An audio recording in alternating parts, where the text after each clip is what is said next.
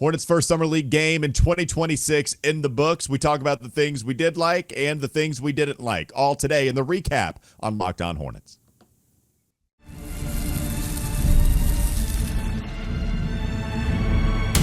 You are Locked On Hornets, your daily Charlotte Hornets podcast. Part of the Locked On Podcast Network, your team every day. In a minute, cuz we live.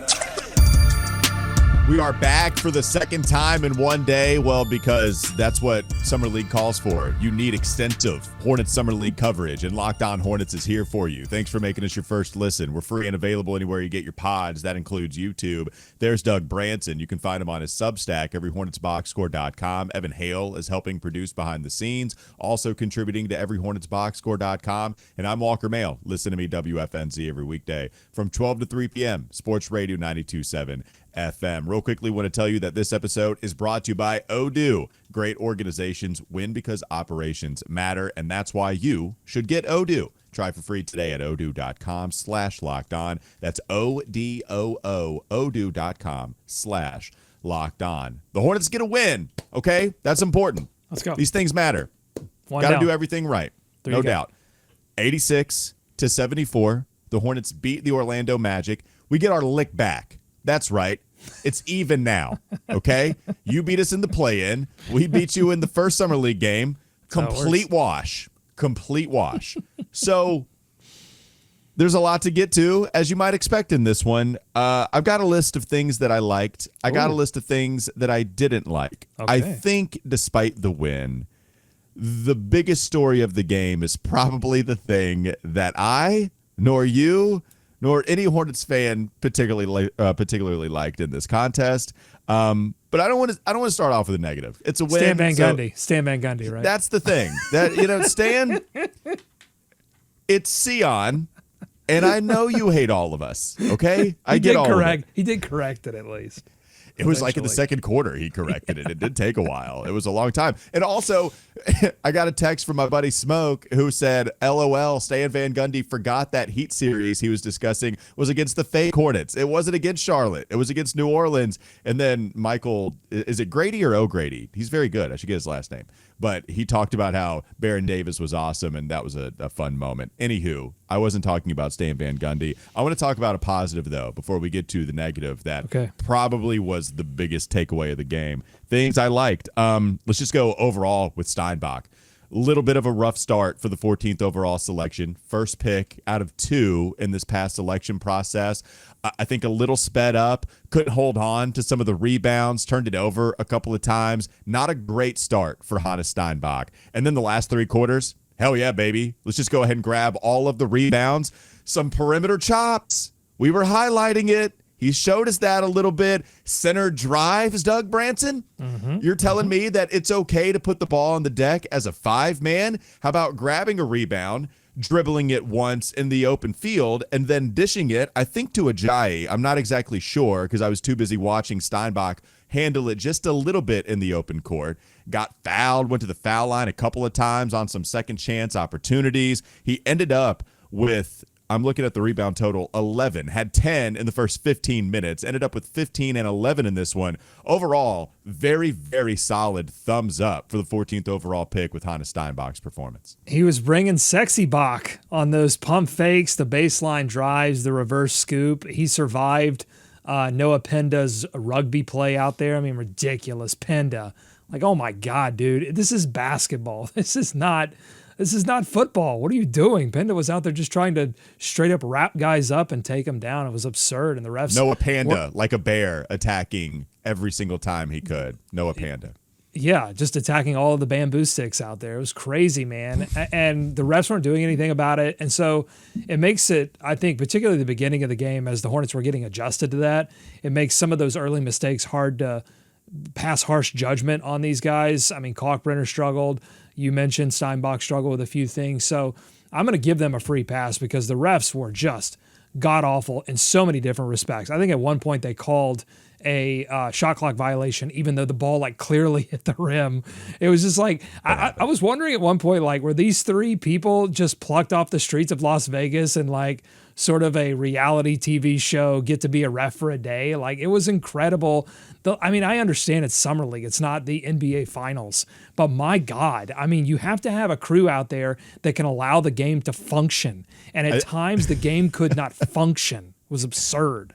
I think the officials are so hungover they didn't want to hear the shriek of the whistle when they blew it. So they just decided, I'm going to blow this whistle as less as possible, the least amount that I can. So that's why you saw all of the fouls from, most likely Noah Penda, but a lot of the Orlando Magic players out there. But yeah, I really like Steinbach, Doug. Any more thoughts on what you saw from the 14th overall pick? Yeah, he just looked comfortable. Like, he looked like look, we knew the high motor was a thing and he showed it off. And that's really like from rookies, whether they hit shots, they don't hit shots, or they fumble the rebound away a couple of times, I think he had 3 turnovers.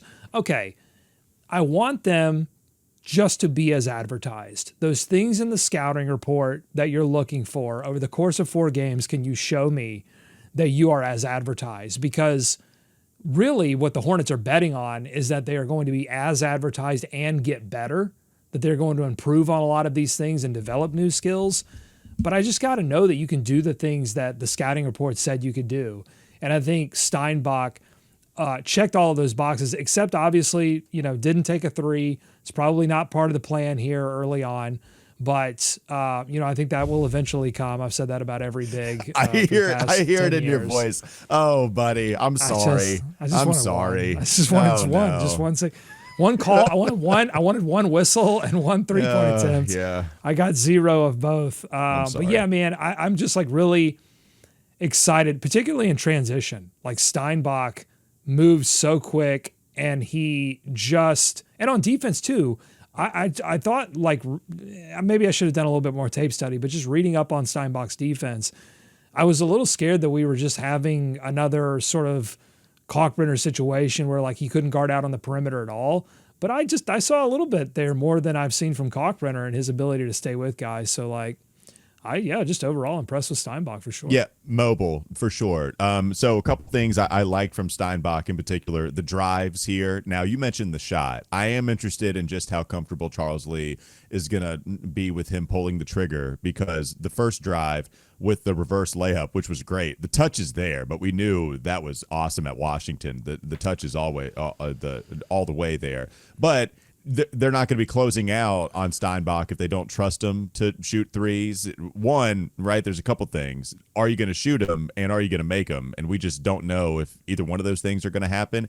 But if that's there, then, buddy, I love attacking those closeouts and deciding to put the ball on the deck. And I feel comfortable with him putting the ball on the floor, so I really like that. And last thing before you wrap a little bit more on Steinbach, Steinwrap, if you will. Not only the rebounds, which of course the rebounds are great, just always in the mix. Step throughs, just easy buckets, baby. Quick step through, finding that little sliver of space in the traffic and putting it off the glass. And it's simple because he's right there, and he's big, and he's got center size. So I loved the step throughs we saw from Steinbach. He's got a little bit of that Con Knipple, like, not getting too in his head on a mistake. Like, he tried to back a guy down late in the first quarter, got his cookies taken, just got right back to it. Didn't like shake his head or get upset or anything. You love to see that. In the first quarter too, he was really smooth with the handoff. He had a couple of good handoff plays where it's just like those simple things that you're like, all right, he can execute those. He's not going to be someone that completely stops your offensive flow.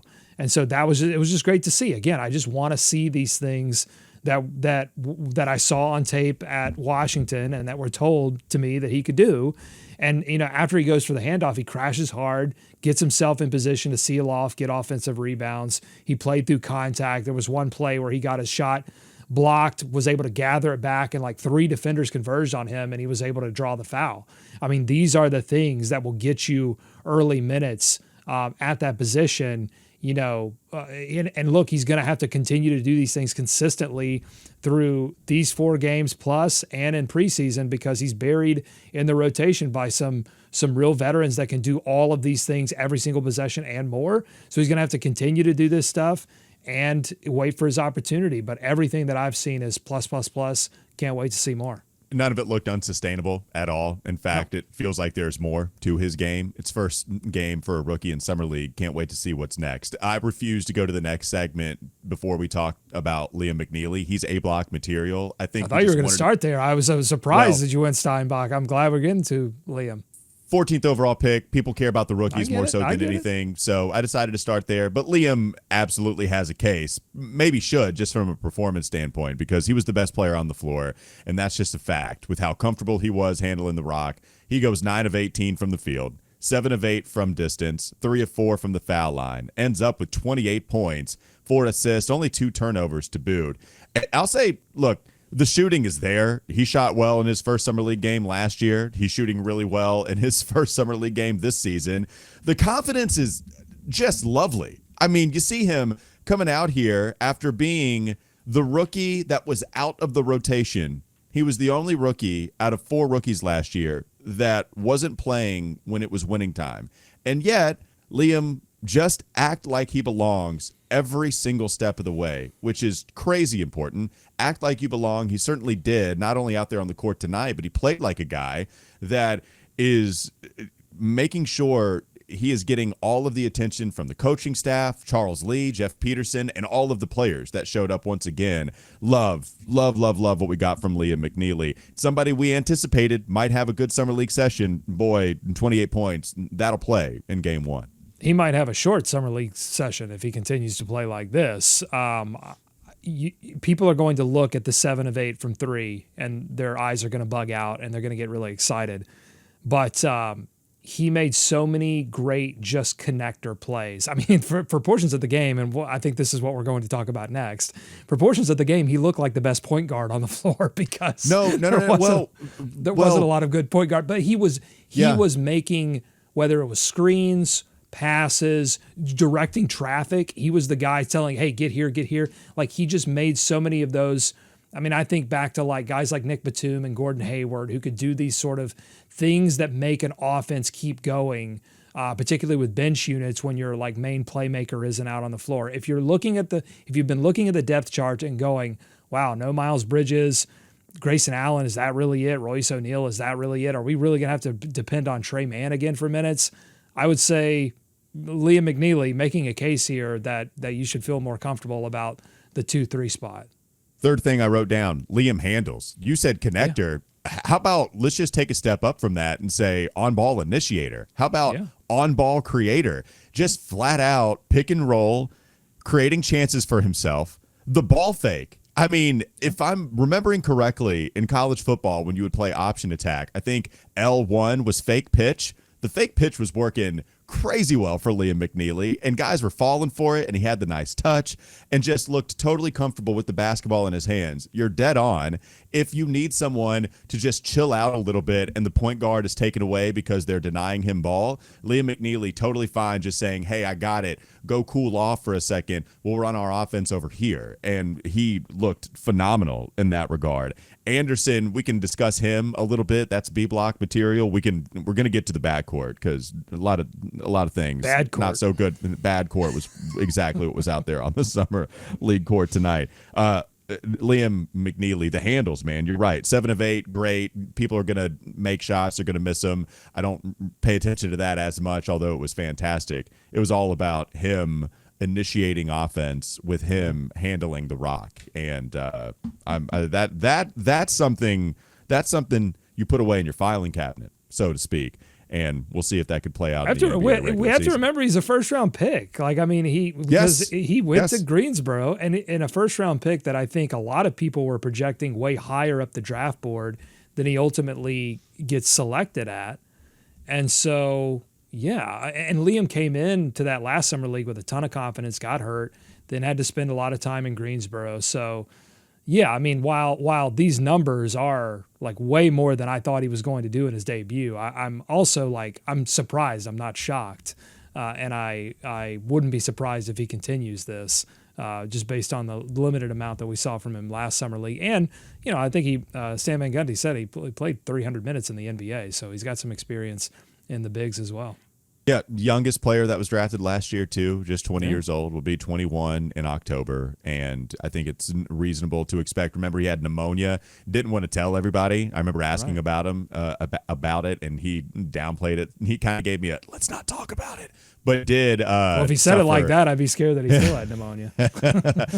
Maybe was it mono? It was he had some illness at UConn. Either way, he didn't want it out there.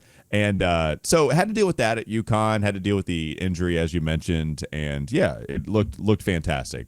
Can't say enough good things about Liam McNeely. All right, let's move on. Coming up next on the Locked On Hornets podcast. Bees everywhere! Time to get to the bad court. That's what it was, at least for the most part. Some redeeming qualities, but, yeah, a lot of bad. We'll talk about it coming up next, LOH.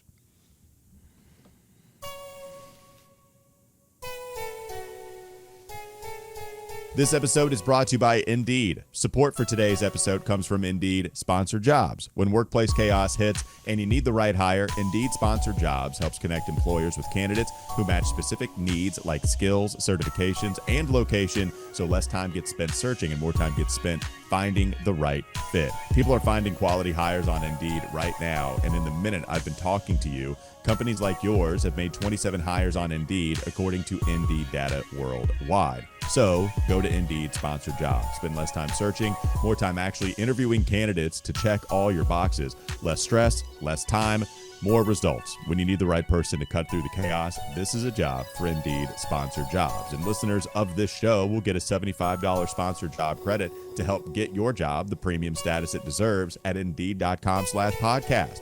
Just go to Indeed.com/podcast right now and support our show by saying you heard about Indeed on this pod. Indeed.com/podcast. Terms and conditions apply. Need to hire? This is a job for Indeed Sponsored Jobs. More Locked On Hornets ahead.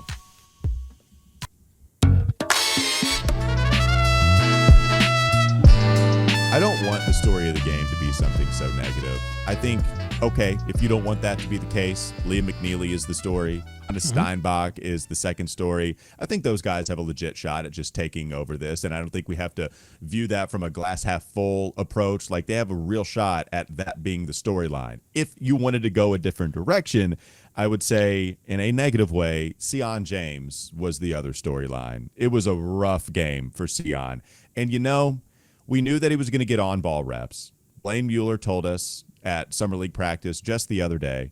We even hypothesized that he might start at point guard and was in the starting backcourt, and he started alongside Christian Anderson in this one. Some theories as to who was all going to start, but those guys were in the backcourt, and Sion James was running point a lot of the time with Anderson being off ball, and then you saw Anderson have some on-ball opportunities as well. But Sion had the rock constantly, and it went really poorly. And I don't think this is hyperbole, Doug. I hate it.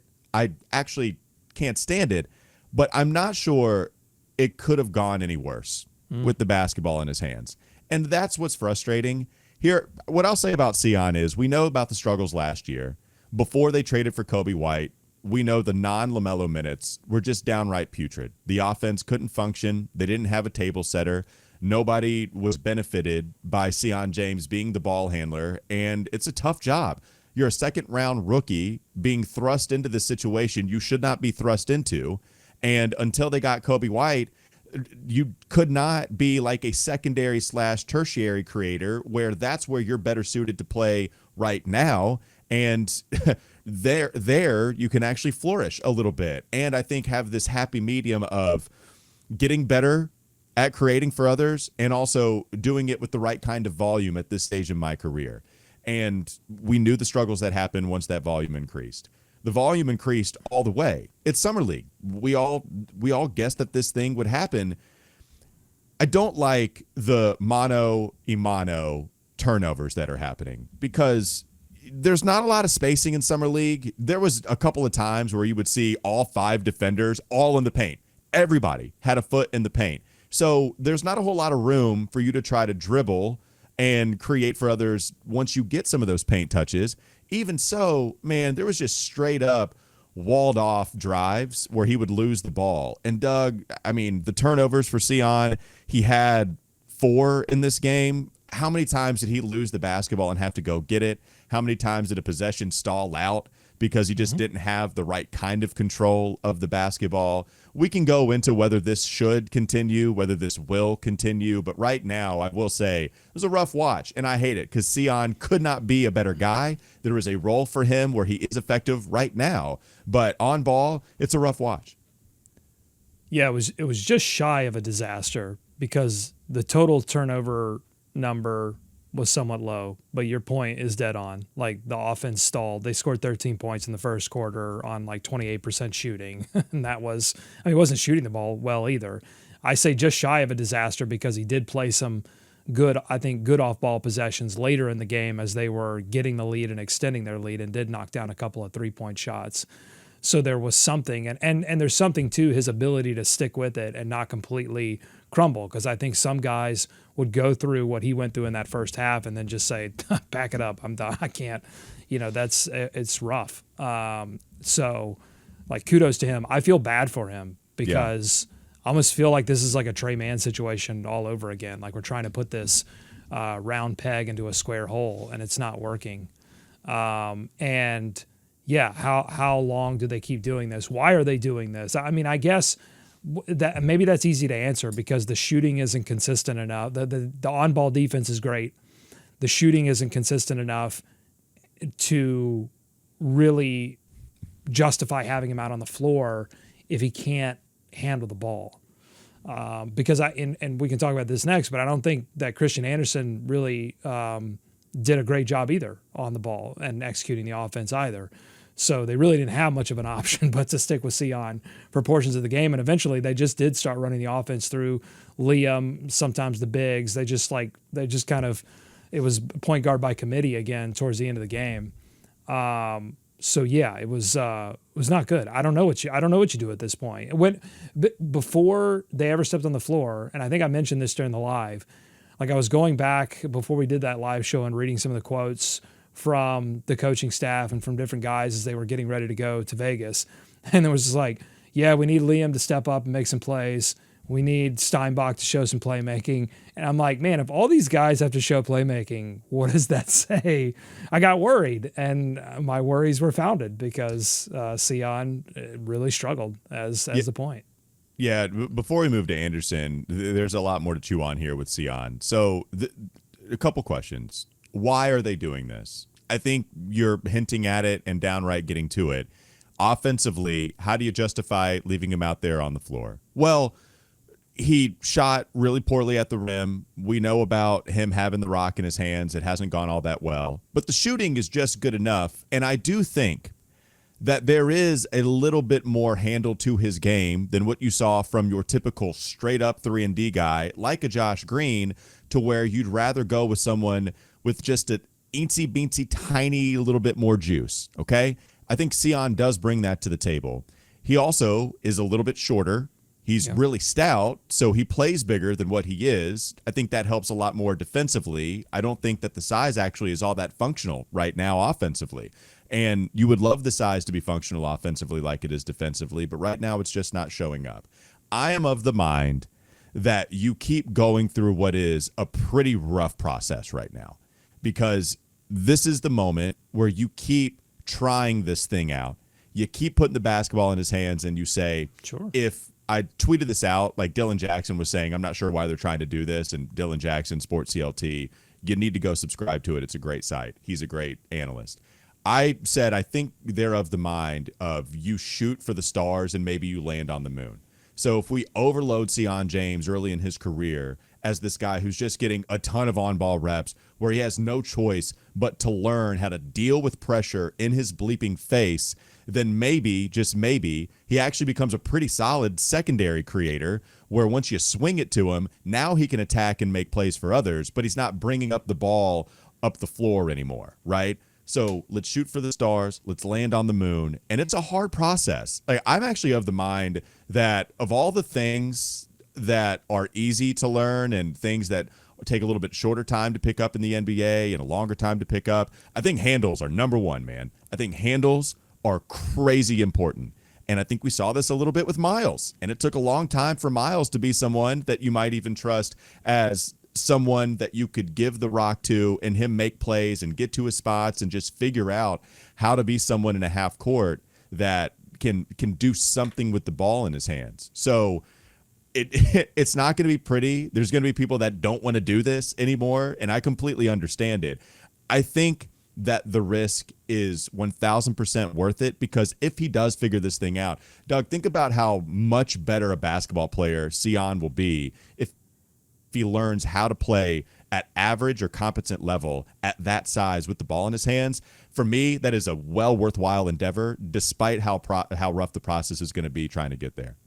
As I suspected, it didn't really affect Steinbach's ability to make some plays. Like, he wasn't completely ineffective out there. And Liam, you got to give Liam some credit there as well. But, like, Steinbach was able to show what he could do without that. So I think that's another reason why you can continue this, because you don't have a top 5 pick running around. It's like, I really got to get this guy the ball and make sure he's in a good position to show everything that he can do. Okay, so there's that situation. The other thing I would say is that I don't know that they would put Sion through this if they didn't think he had the character, the makeup to deal with this adversity and become stronger through it. The final thing that I'll say for Sion is that, look, that game was, and I know I said this in the first segment, but that game was a bleeping disaster when it came to how it was called. And I think it was like the physicality, like he's going to have to learn how to play through physicality, but that was a level of physicality that was not basketball. It was not, I don't even, and so like, I need to see him in a game that makes a little bit more sense, because that game, for portions of it, made absolutely no sense. And I know that's going to sound like excuse making, and I don't give a bleep, because that was ridiculous what was happening out there. And Stan Van Gundy was, chuckling it up out there about it. And I'm like, can we give these guys an opportunity to play basketball instead of slam ball? Like, Noah Penda was playing slam ball out there. You remember slam ball? Oh, it's the best. I love trampolines. Slam ball. So People good. remember the trampolines, but they don't remember that you could just full on tackle dudes outside of the 3-point line. That's what was happening with Noah Penda and the guards too. Everybody was just tackling dudes. And I'm so mad that I'm knocking stuff over in my office. And I'm just saying, give Sion a break and let me see him one more game. Doug, can I tell you how happy I am to hear this? Because I'm so with you, man. Like, it was, look, he's got to play actually 1,000 times better. It was bad. Like, nobody's trying to hide behind that fact. You're so right in that it wasn't real basketball. Like, it was so stupid. All and the of staff knows that. The people that are smart know that. Yeah. How was slam ball even allowed to exist? You just had to tear 4 ACLs. You didn't even know you had 4 ACLs, but you tore all of them when you played slam ball. It was a fever dream that not only existed but died and then came back resurrected. That game should not exist for a multitude of reasons, but I mean, I'm so glad it did. I absolutely love slam ball. All right, let's get to it. One more segment to go. Coming up next on the Locked On Hornets podcast. All right, I got my office back in order. Sweet. Bees everywhere!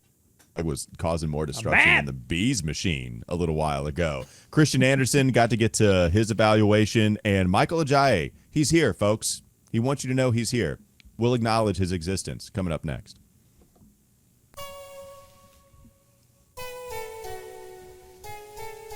This episode is brought to you by Odoo. Running a business should not feel like you're trying to connect a bunch of systems that were never designed to work together. One app for accounting, another for inventory, another for sales, and somehow none of them actually talk to each other. That's where Odoo comes in. Odoo is an all-in-one business management software that brings every part of your business together in one powerful platform. From sales and accounting to inventory and marketing, everything works in one place, helping your team move faster, stay organized, and focus on growing the business instead of managing software.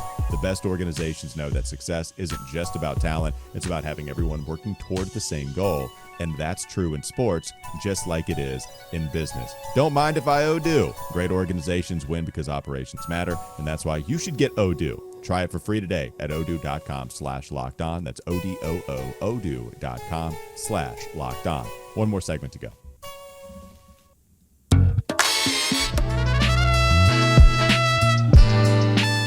Doug, I'm not worried at all about Christian Anderson, to be honest with you. Oh, wow. shot wasn't falling. I clearly outmatched physically. I think you could also copy and paste what we were saying about that not being real basketball, and you can paste that to Christian Anderson going against it. Let's just go ahead and put this into everybody's brain. If Sion James is getting knocked off his spot because they were playing football out there, I'm going to go ahead and guess Christian Anderson might just get knocked off his spot too if they're playing football.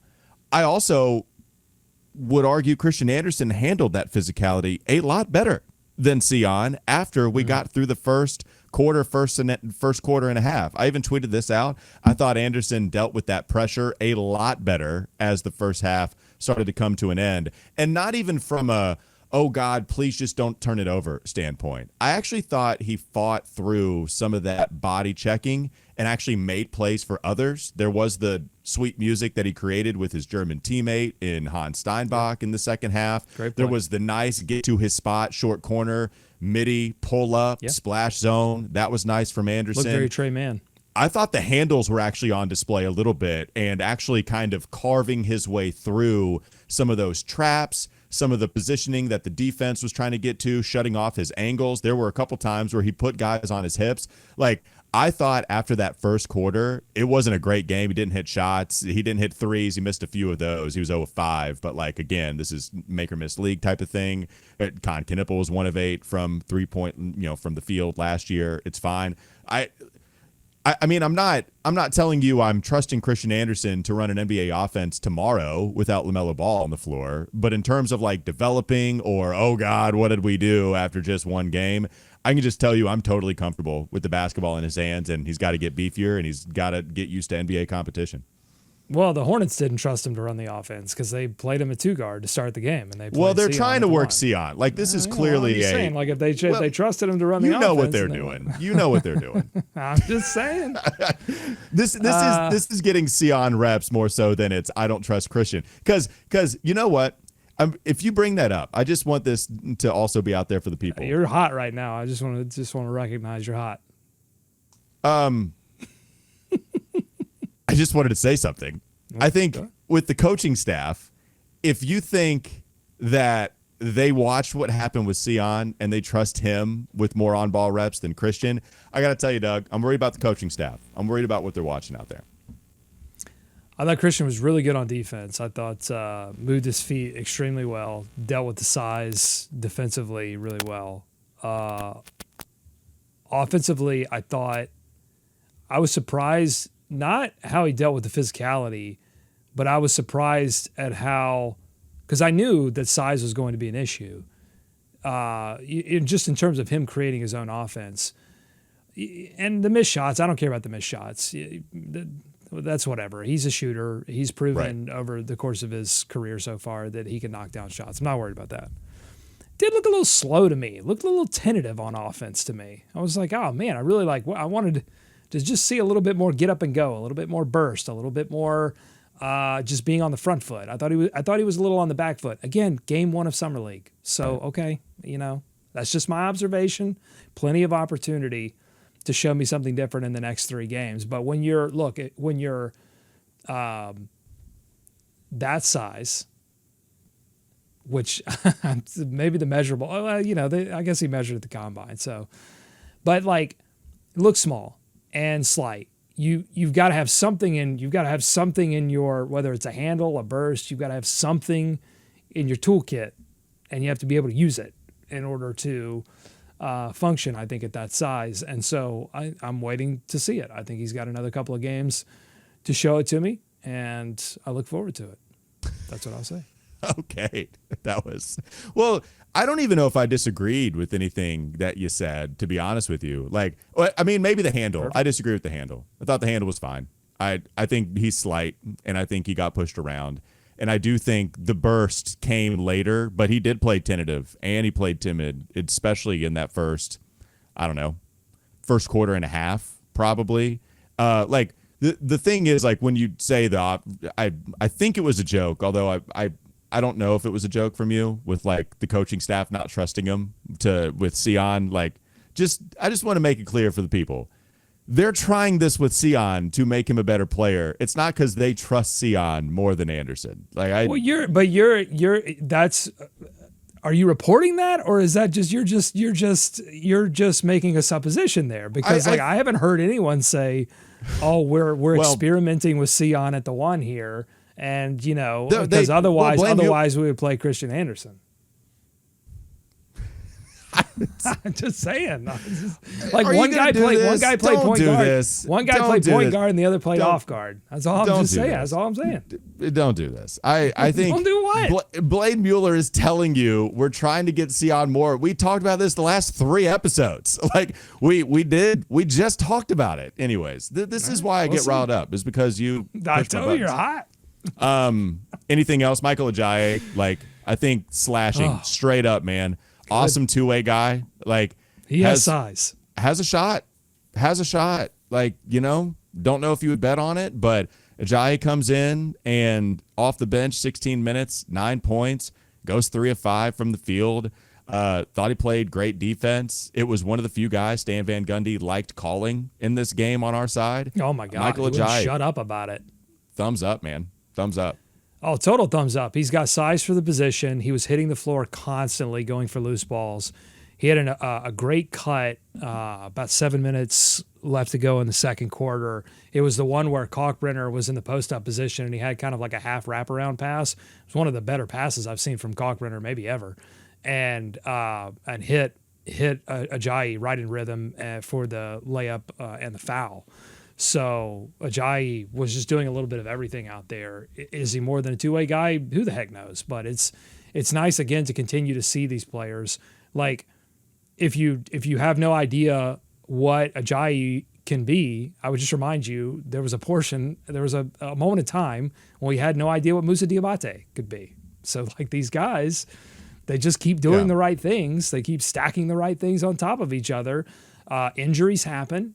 Opportunities present themselves, and Ajayi seems like the kind of guy that if an opportunity presented itself, he would, grab it by the throat. Tijan Salon, I didn't feel a whole lot out there. He had good in a good way sometimes on defense. I didn't notice him on defense, which was great. I think there was a good on-ball defensive possession from Tijan. He went 3 of 4. He hit that 3 in transition where he stopped at the 3-point line. And he had that nice fake too. It was like a little sort of semi-transition play, but he had a nice fake, got a clean run to the rim, yammed it, and so there were a couple of nice things. But this is what we said in the live show. I thought Tijan is going to be one of these characters who if you don't notice him, that's probably a great thing, both from the coaching staff perspective and for his future as a Hornet. And I will say, they clearly trusted him in the front court more than Steinbach because they started him. So that means they clearly trusted him more. That's how that works, right? I just wanted to. I kid. I just was kidding. I promise you, that'll do it for Lockdown Hornets. Oh, by the way, real quick. Go ahead. Let me just rapid fire a couple of things here. Anderson had half a Kai, meaning 0 for 10 in a summer league game. He was 0 for 5, so avoids the full Kai. You don't want to. Is that a Kai Jones? Oh God, I didn't know you that don't want to go full Kai in a summer league game. Go 0 for 10. You do That's not. Not a great omen. So good for Anderson, just recognizing hey, I don't have it tonight. I need to stop shooting these things. Let's see what else I got here. Anybody else I want to shout out? Kalkbrenner, really did struggle a little bit, particularly with the physicality, like we've been talking about all episode in that first half. And then in the second half, particularly right after halftime, he was like, all right, MFers. And he just went to work on the boards, got a couple of cleanup buckets, and then I thought had a good bounce back in the second half. So that was nice to see. 30 minutes from Kalkbrenner. Yeah. A lot of minutes. That concludes my thoughts on this game. Can't wait for the second game. Let's go. Okay, there you go. All right. Hey, they got away with a dub. It was not pretty. They shot 42% from the field as a team. They did hit 40% of their threes, which is actually pretty surprising. They were 12 of 30. It was all Liam there. It was Liam. Sion hit a couple. There was one late that he hit. maybe both of them were late. It was kind of a brutal shooting night for everybody but Liam McNeely. But McNeely to the rescue. Best player on the court, I think, for both teams. Pinda gave you some stuff, but I think the fouling just takes away from everything. So I think Liam McNeely probably gets the game ball here. Gave you some assault. That's what he gave you. He did. Unbelievable. I was trying to assault and Pinda, right? Salt and pepper, assault and Pinda. No? All right. Time to end things. It's late. Locked On Hornets. Thanks for making us your first listen. Doug Branson, go check him out on his Substack, everyhornetsboxscore.com. I'm Walker Mehl. Listen to me, WFNZ, every weekday from 12 to 3 p.m. Sports Radio 92.7 FM. Have a great rest of your day. Have a great weekend. Shout out to Evan Hale. Who could forget? He's here. He left us for a moment, but he's still here producing every single episode. We'll be back with you on Monday. See ya.